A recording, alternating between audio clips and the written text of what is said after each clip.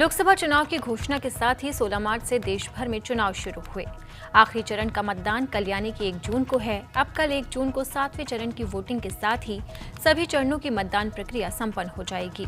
इस चरण में 8 राज्यों की 57 सीटों के लिए वोट डाले जाएंगे। अंतिम चरण के इस चुनाव में जिन प्रमुख सीटों पर मतदान है, उनमें प्रधानमंत्री नरेंद्र मोदी की सीट वाराणसी भी शामिल है।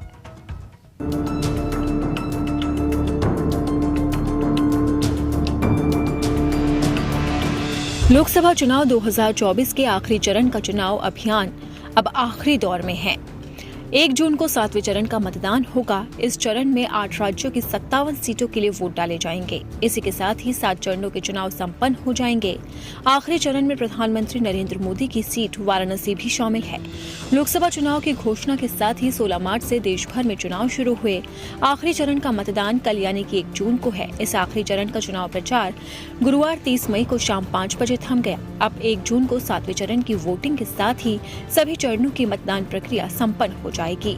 इस चरण में 8 राज्यों की 57 सीटों के लिए वोट डाले जाएंगे। अंतिम चरण के इस चुनाव में जिन प्रमुख सीटों पर मतदान है, उनमें प्रधानमंत्री नरेंद्र मोदी की वाराणसी सीट भी शामिल है।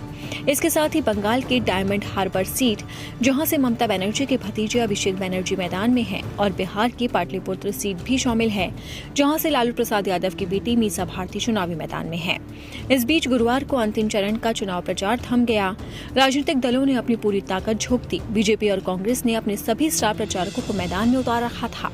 अंतिम चरण का ये चुनाव वैसे भी बीजेपी की अगुवाई वाले एनडीए गठबंधन और कांग्रेस के नेतृत्व वाले इंडिया गठबंधन दोनों के लिए काफी अहम है। साल 2019 में 8 राज्यों के इन 57 सीटों पर एनडीए को 32 सीटें दर्ज हुई थी, जबकि तत्कालीन यूपीए ने 9 सीटें दर्ज की थी। बाकी सीटों पर दूसरे दलों ने विजय हासिल की थी। फिलहाल दोनों ही गठबंधन इस बार अपनी जीत के आंकड़े को बढ़ाने के लिए पूरी ताकत लगा रहे हैं।